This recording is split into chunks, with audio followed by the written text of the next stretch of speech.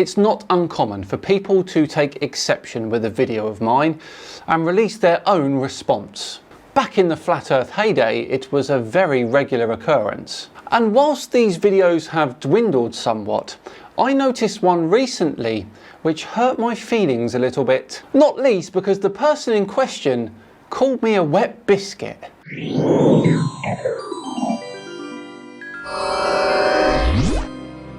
Hello all and welcome along to another episode of Tinfoil Tuesday with me, SciManDan. Thank you very much for joining me. Before we begin today, a huge thank you to the sponsors of this video, Boot.dev. Boot.dev is building the smartest way to master back-end development by tackling the hardest problem with e-learning, boredom. The folks at Boot.dev believe the smartest way to learn code is to make sure that you're never bored. Boot.dev is online, self-paced and feels like a captivating RPG game. You will learn back-end web development from start to finish in the Python and Go programming languages. And it's designed to get you writing a ton of code, because getting your hands on a keyboard and shipping projects is the only real way to learn. You will earn XP, levels, achievements, and complete quests to get top spots on global leaderboards. At Boot.dev, they believe that learning to code is not a get-rich-quick scheme. They believe in going deep and taking time on the fundamentals so that you are as prepared as you can be for your job search. Now, programmers actually have amazing earning potential. According to Stack Overflow, the median salary for back-end developers in 2023 was over $100,000. Of course, not everyone has the means to pay for a membership, so all of their content is free to read and watch in guest mode. A paid membership unlocks interactivity and the game that goes with it. Click the link in the description box and use my code SciManDan to get 25% off your first payment towards Boot.dev. That's 25% off your first month or your first year, depending on which subscription you choose. Right, on with today's video, which features a video response on yours truly here from a man calling himself Draft Science. Now, Draft Science likes to try and debunk every single aspect of science with his version of woo on a little whiteboard. And today we're reviewing a video of his which he titled SciManDan Wet Biscuit Wimp Science. He appears to have an issue with a video I made on Howard George Stirrup. Howard was trying to say that heart-shaped stones were actual petrified hearts of long dead creatures. Draft Science is reviewing my commentary, it seems, and you will be staggered at how confident he is regarding his own levels of knowledge. Okay, let's do it, away we go. Alright, time for another draftphysics.com video presentation. Debate physics also, but can't find any debaters because, you know, the science defenders are all this variety of coward. of biogeology. The heart-shaped stone phenomenon. So why did he says the video, he said heart-shaped, I thought, or heart, he thinks these are human hearts or something. Yeah, when you think you made a huge discovery and then it was something about a human heart. Well, anyway. He looks tired of it all already, doesn't he? I'm not sure why he's putting himself through this. When rough rock is broken into smaller pieces, it tends to maintain its original colour and detail. Not if it's in a stream or something. Yeah, then all the little bits are the ocean or someplace where it gets moved around and banged into other rocks, then it takes on a whole new shape. Sand. He's doing my job for me. What's going on here? Whereas smooth stones, pebbles, appear to be fully intact due to them having a pale skin. Okay, first off, the common smooth pebble like you're showing here is almost exclusively formed. Stop overpaying. In a commercial. Okay, that was good timing. That's funny. Oh, okay, I'll pause it. I'll do you the favor. Alright, so he just said in the presence of water. Yes, well, it can't be just in the presence of water. I mean, they can't just sit in a bog and do anything like get all roughed up. So sitting in a bog won't do it. Alright, fine. I'm sorry. Running water, not standing water. Happy? They are usually found in riverbeds or beaches where the act of water flowing over them over a long period of time, as well as the abrasion caused by the abrasion caused by. I don't think the water itself could actually abrade a stone very much. I mean, it'd have to be a pretty acid water or something. I'm sure you meant to say acidic water there, but I'm afraid you're incorrect. Water can do that on its own just fine, my friend. But whatever.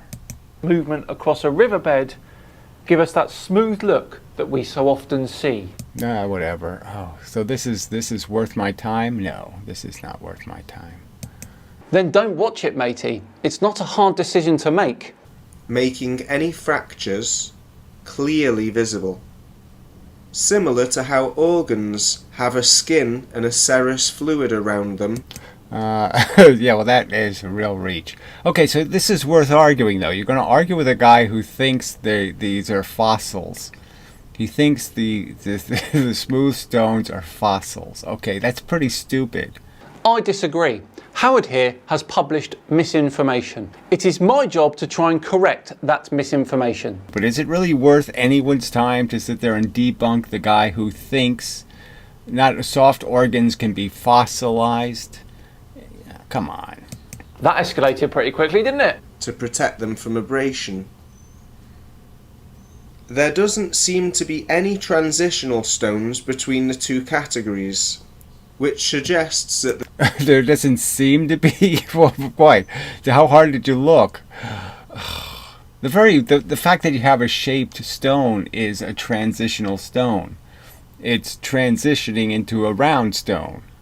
Quite amazing that he's digging me out for correcting this guy and then proceeds to go and correct him.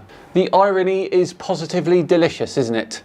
Anyway, he starts to get bored, so he turns the speed up by 2 times. alleys, riverbeds, or just buried in mud. I wonder why. The presence of water, as I just said? Many of these smooth So again, the presence of water, does that really all you need is the presence of water and the stone just falls apart? I don't think so.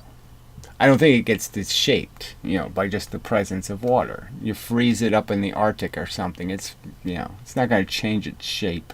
I mean, all you need is for them to be tumbled, right? So you could argue that a rock that slowly falls off the top of a mountain over time, without the help of much water, would also end up having its shape changed.